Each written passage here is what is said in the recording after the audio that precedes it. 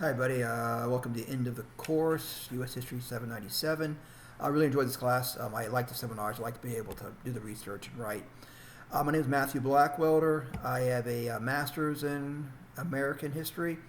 I'm a retired Army officer. I currently work for OSHA as a government civilian.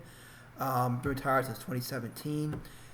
I'm interested in what I'm really focused on, kind of towards focusing into the dissertation, but I'm not that far along yet. But the idea of the post-World War II world and America's role in establishing this new paradigm that we see all around us today, this global order that we like, it's all we know. It's this global order. The United States does all this stuff around the world. It wasn't like that before World War II. And I'm interested in connecting the dots there because I spent about 18 months in Afghanistan as an advisor in different capacities.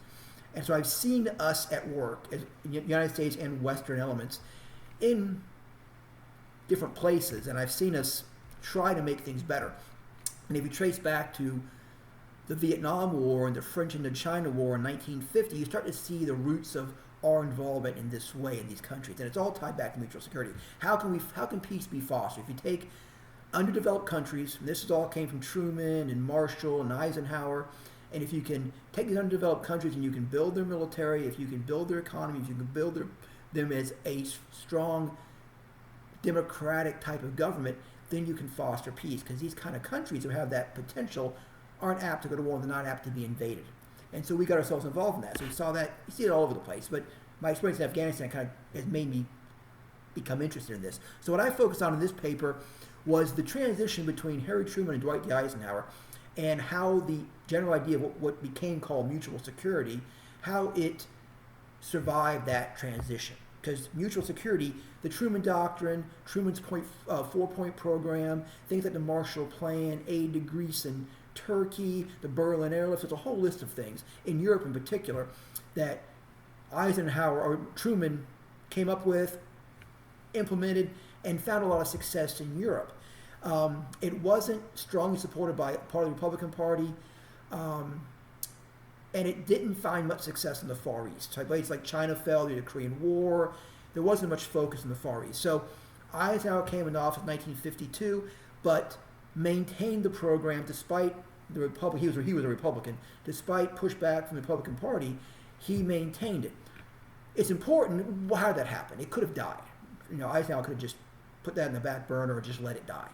Instead, because there was a big push to come back to an isolationist type of mentality in the United States. He didn't do that, and so again, today we kind of live with what was fostered and became kind of institutionalized. Evidence-wise, I use a lot of primary sources. I found that both Truman's and Eisenhower's speeches were very useful. Their diaries and memoirs were useful too. Did pull in quite a few secondary sources, mostly for like kind of a lot of metrics, numbers. There was some real good research was done on numbers. So a lot of primary sources. I found that Eisenhower's speeches in particular were important. That takes me to kind of my conclusions. Eisenhower was interesting because he was a general, a five-star general, four-star. I'm not sure what he was when he commanded NATO. He had been a five-star at one point. But in June of 1952, he was still an active duty general. He ran for office and was elected that November. He resigned from his commission in June. Think about that. So from June, he's a five-star general, not running, or a four-star, whatever he was, not running for office. In November, he's elected president. He was extremely popular, extremely well-known. He was also apolitical. He didn't have no one even knew what party he was part of. He chose the Republican Party mostly because he was concerned about a two-party system. The Democrats had been in power for so long that he was concerned the Republicans would fade away, and he thought a two-party system was really important. So he ran as a Republican, very, very popular, won the election, and he was able to go into the presidency really as a kind of a nonpartisan kind of person. Very well respected, had a huge, his credentials were enormous, but he was able to approach problem sets apolitically. And he believed that was the way to approach these problem sets. In addition, he was extremely popular. So you look at his speeches, his rhetoric was really to the people.